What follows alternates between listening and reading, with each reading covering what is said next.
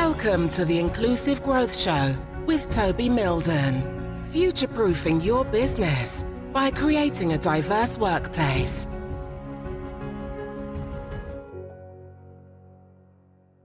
Hey there, thank you ever so much for tuning into this episode of the Inclusive Growth Podcast. I'm Toby Milden, and today I'm joined by Gillian Drakeford, and Gillian has got some really fantastic experience working internationally for IKEA in China and also the UK and Ireland. So we're going to be sitting down and catching up with Gillian just to talk about her leadership experience, the leadership path that she took, what she learned as a senior leader in IKEA, and how that has helped shape an inclusive culture. So, Gillian, it's lovely to see you. Thanks for joining us today. It's fantastic to be here, Toby, and have the opportunity to be in conversation with you. So I just gave a very brief introduction there, but could you perhaps let us know a bit more about yourself in your own words? Yeah, of course. So as you say, I have a career in retail. And that has taken me actually to many different locations in the world, in Asia, here in the UK, and I also spent some time in the Netherlands. So I see myself as being somebody who has worked internationally within a retail environment. And for over 30 years, that was actually IKEA, which is quite an interesting home furnishing company because I think a lot of people know about their products, but perhaps don't know so much about the organization. And it is a private organization. You know, it's very vision and values led with a very strong purpose. And of course, a strong culture that is very Scandinavian, but with multiple organizations in many different countries, which means you needed to find a way to work together. So I did that for over 30 years. And actually, since leaving them in 2021, I've started to build a bit of what we would call a portfolio career. And today I work and do some non-executive director work. I work as a trustee with a number of organizations in Greater Manchester, and I'm a coach and a mentor. But what stays very common to me is that I'd worked for many years for a purpose-led organization, and I continue to do that. And it's organizations where people are really at the center, and we can talk about customers, colleagues, and also the communities that they work within. So that's a little bit about me. Thank you. So we're both based in Manchester, and that's how I met you. I met you at a networking event which was organised by Pro Manchester, which is a fantastic organisation at bringing Manchester-based businesses and entrepreneurs together. And I loved your talk that you did at that evening. One story really stuck out for me, which was your formative years when you started working in retail. You were working for Lewis's, and you were telling a story about a manager that you were working for, and you questioned that manager about something and didn't really get a great response to questioning that manager, should we say. Can you just share with us that story and the impact that that had on your leadership style? Yeah, well, absolutely. And I mean, this is very early days. I think, Toby, when I look back, I was probably just 18. And it was my first role working as a management trainee for Lewis's department store. And I was in Liverpool on the toy department. And I really loved the customers and everything about it, products and all of the commercial side of it. But we were coming after Christmas. We were starting to do stock taking. So things were quiet, but we were being taught the skills of stock taking because I was a management trainee. But I remember being with with my department manager at the time, and she said, "Right, you need to lead the stock take in this area, and these are the things you need to do." And of course, I asked, "So why do we need to do this? What sits behind it?" And the response I got was, yours is not to ask why, yours is to do. Right. And I think the impact of that was really strong for me because I don't think I'd ever come across a situation growing up as a child where I'd never been able to ask why. I drove my parents scatty, but actually why was always a part of being able to connect yourself to something. And I think it struck me very, very strongly at that point to say, but actually, if you want to engage me in this activity of stock taking, I need to understand how that fits in the bigger context of retailing. Otherwise, I'm not motivated to do it. So I think that's probably very much something that influenced me when I left the department store group and looked for my next job. I was looking and searching for an organization probably that had a stronger why. And Yeah. I joined IKEA hoping to travel because, they were international, but probably there was something a bit deeper inside of me at that point that I was searching but couldn't articulate it. So I really do believe that had a big impression on me in terms of whatever I do, it needs to be connected to why I do it and actually the impact it has. So when you went to go and work for IKEA, one of your first projects, really exciting, was to help IKEA expand into China. What were some of the cultural differences that you encountered, and how did you develop your own cultural intelligence as a leader? Okay, well, this is a really good question, actually. So prior to going to China, I'd spent time in the UK. And I think what I'd probably learned during that period of time was I was working in an international environment. So even when I started in the UK, there were many Scandinavians working in the business in the UK. So I'd already sort of come to terms with other cultures. And then when I had the opportunity to go and work in Asia, in Hong Kong, and then finally in China, I suppose I had a real curiosity for people, and I was really interested in people and therefore interested in different cultures. But I think moving to China, where really we were establishing the organization and expanding, we really needed to grow the organization, not only in terms of the number of stores we had and sales and profitability, but we needed to be able to develop people in order to run the organization. So I think when I landed in China, what I was faced with was, of course, I had my own culture and my own set of values. I had an organization set of values, which of course is IKEA's, which is very much based in, the Swedish Scandinavian values and very much of small and that of the founder. And then, of course, we had the Chinese set of values. And I think one of the things we did very, very early on was to really think about and be focused on individual, organization, and the culture we were in, where we had similarities and differences. So I think it was that awareness. And, if I think back to the early days in China and some of the things that we were faced with, I come from quite an individualistic environment, where, it's about the individual stepping up and having their say. Of course, Sweden is more collective. So I'd sort of learned what that meant.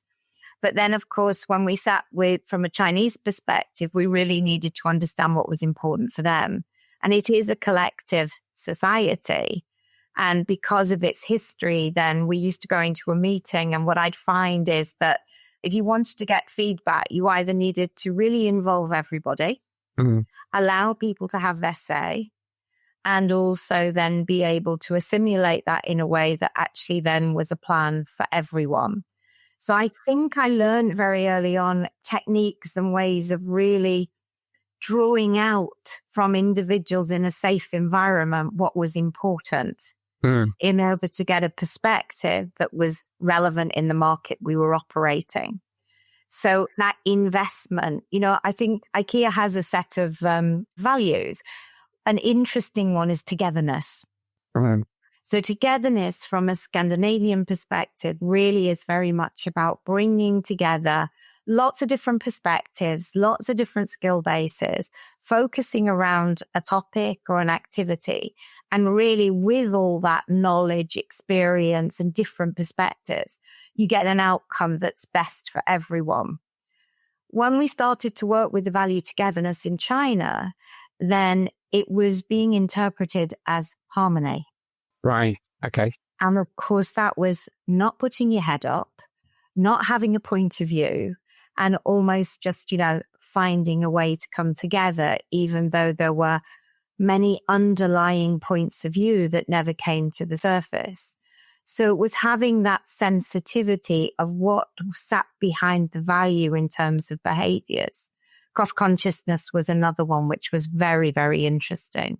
So suddenly you became aware of your own values and your own behaviors and what that meant when you were in another society with a different set of values. Yeah, it's interesting how IKEA had a stated value like togetherness, but it's interpreted in different ways depending on where you're working in the world and the culture in those different countries. I find that really interesting. And I think this is one of the reasons why across all the organizations that they've been a part of, when you start to build an organization and you start to recruit, then you start with a values-based recruitment. Mm. And, when you start to understand the purpose of the organization, the vision and the values, which means very early on in a relationship of recruiting somebody or working with somebody, if you're focusing on those things, you start to understand the nuances and the differences. And that goes beyond language. Yeah. Language is the first hurdle. Yeah. The second is then sitting in behaviors. Yes. Yeah. What do you miss the most about working in China now that you're back here in the UK? Do you know, I think at the time I was in China, so I was in mainland China from 2002 until 2013. And I think what I really, really enjoyed during that time, it was a time when China was open. There was a lot of sort of acceptance of Western companies and a real coming together in order to deliver something and raise the base. I think one of the things I really miss is that sort of can-do attitude. And there was very much a belief in all the people I worked in that tomorrow was a better day, but actually you needed to put the effort in to do that. One of the things I really enjoyed was we were building competence. It takes time to invest in people and build confidence. But when you work with people who are fully engaged, who really want to make a difference, then you can, of course, teach people how to do things, but you can also nurture and develop them. And I think that was hugely exciting. I also miss, the opportunity to live in somebody else's culture. Yeah. I really feel that was a real privilege. And I think to live in somebody else's culture, to really understand what sits behind it and why people are the way they are is a huge privilege. But I also believe that that's an opportunity for us here in the UK, because we are very, very diverse. Yeah. And actually, how do we use some of the things that I learned during that time to be curious and open to being inclusive in the UK as well? Yeah. So after you worked in China, you came back to the UK and then you were leading IKEA for UK and Ireland. One of the things that you mentioned at that evening in Manchester where I met you was that you entered an organization that had drifted from its core values. And I know values is something that is very important to you and has guided your leadership. What changes did you observe? And then how did you approach bringing the business back to its roots?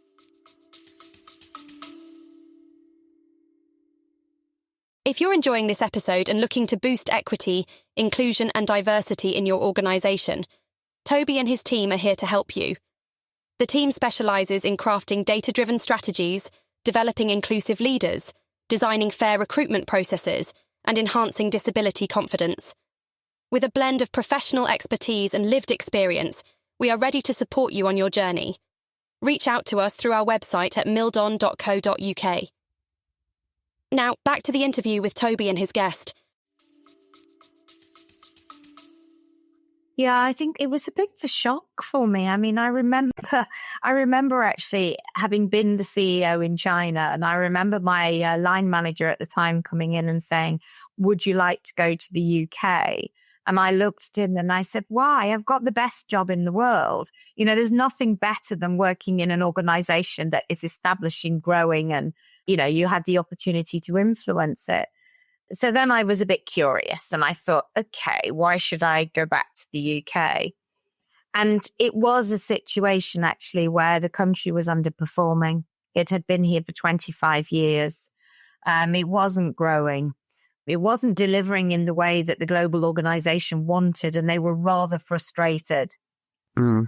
And so I got this story of it's about change, and we need to really, and it was around the time of omnichannel. So there was a lot of disruption going on in the business as well, from single to multi-channel. And so I landed back in the organization and I didn't recognize it. And I'd worked in the organization for 9 years. I then had 11 years working out in China, where I felt we were more IKEA than perhaps the IKEA organization was in the UK. And I think it allowed me to step back and think, well, what's happened here? And what I met was an organization that had become disconnected from the why, the purpose of IKEA, why they existed as an organization. What was our mission, which was about home furnishings and being connected in the market. And what was going on was, when I talked to them, they were saying, we need to be like other people. We need to be like other retailers. And I was going, but what's wrong with being IKEA? Because actually by being IKEA, that makes us very unique in the market. Yeah. And look, the car park's full. It was very much for me, it became very clear that there were two elements to the job I needed to do. One was I needed to build confidence in the team that we could grow, that we were relevant, and that people wanted to have home furnishings from IKEA. And that was short and long term. But we did that by really stepping back and going back to, what is IKEA's role in the UK? How do we want to add value? And one of the taglines we actually developed during that period of time was something called the wonderful everyday. So we knew that actually by people making small changes in their home, it improved their everyday life. And that's very close to the vision of IKEA. But it was a process of really engaging the whole organization. And I think what I'd learned in China was that in order to get perspective on the market, our plans, we developed an inclusive approach. And what I found in the UK was an organization that was actually quite traditional, hierarchical, top down, where we had a workforce which was quite disengaged. So working with my leadership team and the wider organization, we started to reconnect everybody towards IKEA's vision, its mission, and the values and the behaviors we wanted to see in the organization. Mm. That was an inclusive leadership approach. I don't think if I hadn't had the China experience, I'm not sure I would have done it in exactly the same way. Yeah. It was just so obvious to me when I came back that this was about mobilizing the organization. What kind of outcomes did you manage to achieve by mobilizing everyone? I mean, we took it from many different areas. So we looked long term and we wanted to really think about, well, what was the emotional connection that we'd like both consumers and our colleagues, or we call them co-workers, to be connected and engaged with IKEA. Yeah. Yeah. Yeah. And I would say that that was probably a big part that we worked with in terms of really improving the consumer experience, but driving an emotional connection. I'll give you the results, the hard facts, but one of the days where I felt that we'd really reached the customer was when I received a poem from a customer. And the poem was about her experience with an IKEA product. It was with an armchair. And she talked about what that armchair meant to her in her life at home. And that, for me, demonstrated how home furnishings could improve your life at home. Yeah. I think when I started to look at my colleagues in the wider organization, there were a number of elements. One of the elements was to take care of our co-workers in what I believed was the way that we would take care of people. So we looked at fair and equal pay. We looked at shift patterns. We looked at employment standards. But we also looked at leadership and really looked at what do we expect from our leaders, as an employee, but also as a leader. So really developing a leadership approach where people felt connected to the direction and engaged in the direction. So we worked a lot on the development of people and also in connecting our teams to the agenda in their stores, their units, and their contribution to the UK and to wider IKEA. It was very much an emotional journey in total, but then we needed to deliver results. Consumer-facing organization. So what we did was we put the customer in the center of everything we did. That allows the breakdown of silos. You get rid of the silo working because it's about the customer and it's about the outcomes for the customer. And then it's also about allowing the people in the organization to deliver to the customer. Yeah. And I think that then gave us a way of working that demanded us to be much more inclusive. And I think where it really struck me for the co-worker community was we did a number of events which were around sustainable life at home. And we did pop-ups and many different activities. And I think for me, it's when you hear the voice of the frontline co-worker describing the activities we were doing and their connection to it and their part of it in it was really for me when you get goosebumps.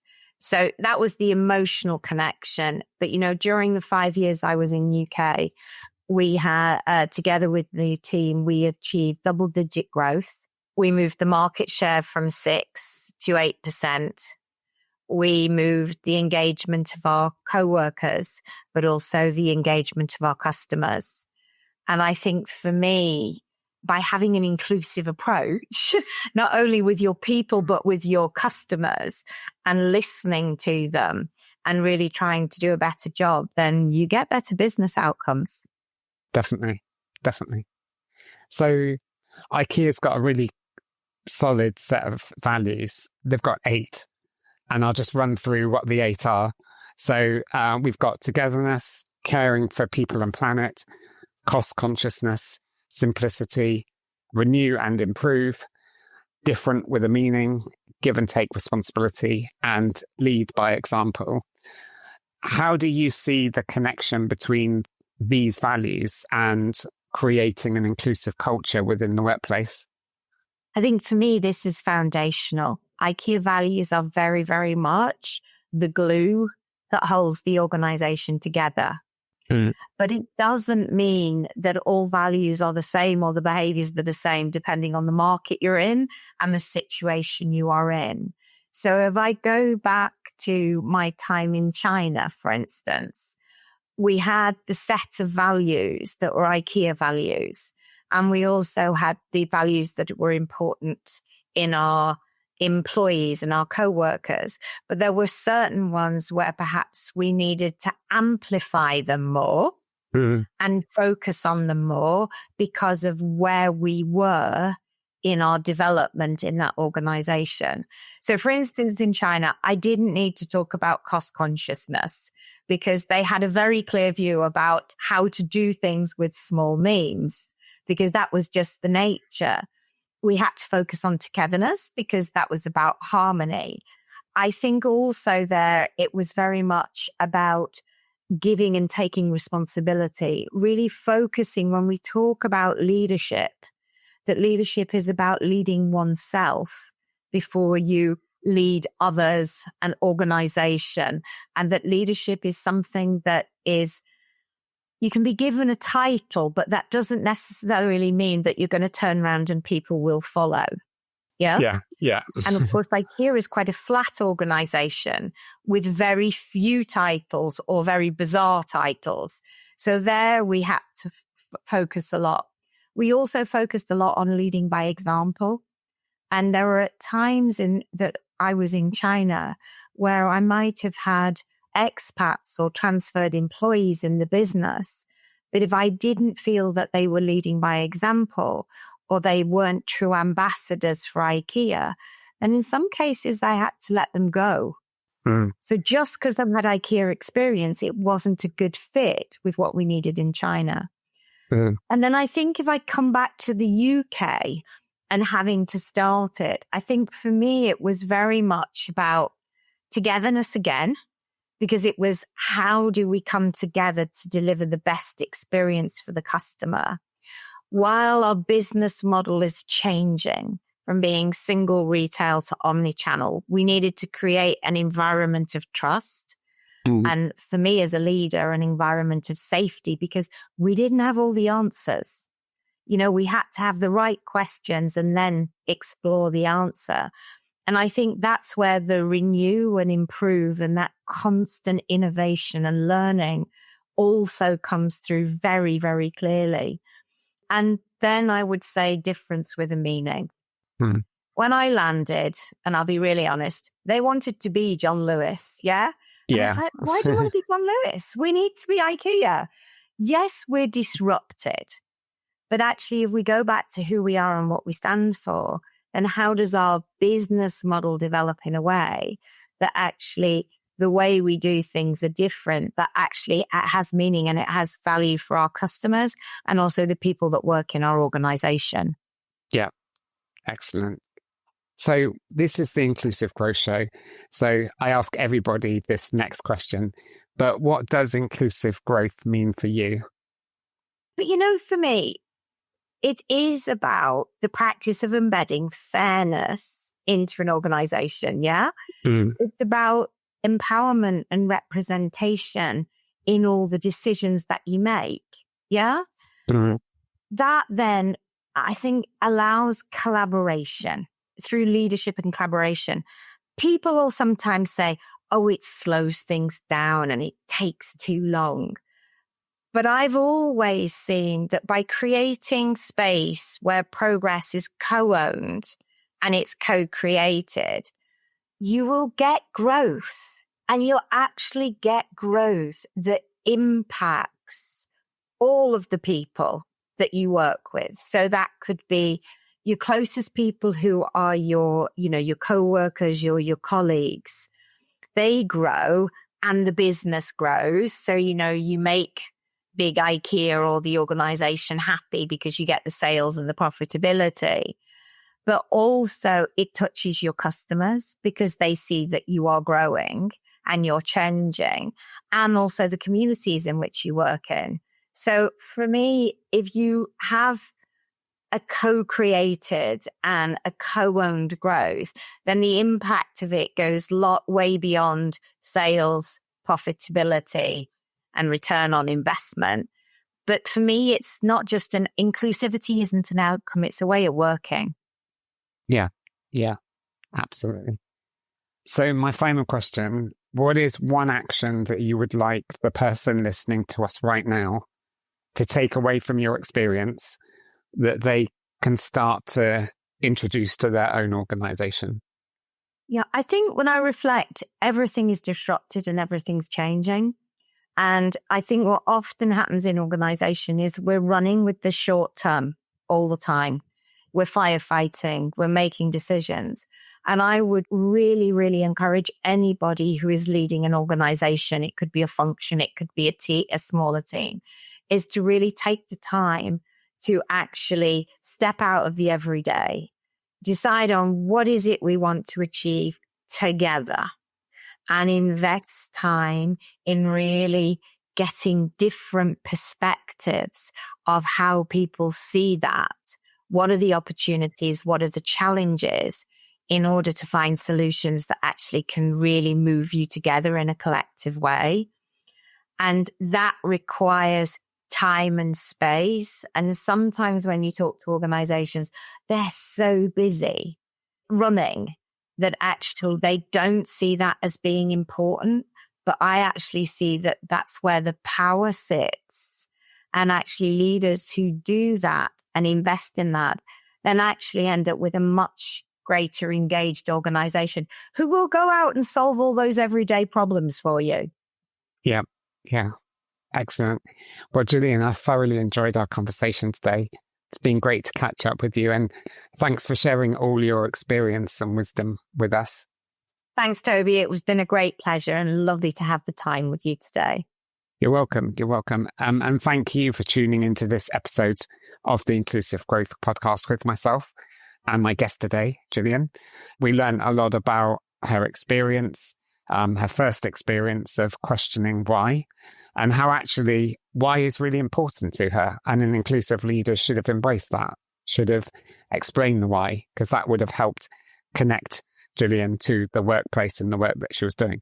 But then her great experience of helping IKEA expand into China, the importance of having that cultural awareness and open-mindedness, and then coming back to the UK and helping an organization really reconnect with its core values, and core values that really had inclusivity embedded throughout, and how doing that really helped the organization grow and prosper. So thank you for tuning in. Hopefully you found today's conversation really helpful and useful. And I look forward to seeing you on an upcoming episode, which will be coming out very soon. Take care. Bye-bye. Thank you for listening to the Inclusive Growth Show. For further information and resources from Toby and his team, head on over to our website at milden.co.uk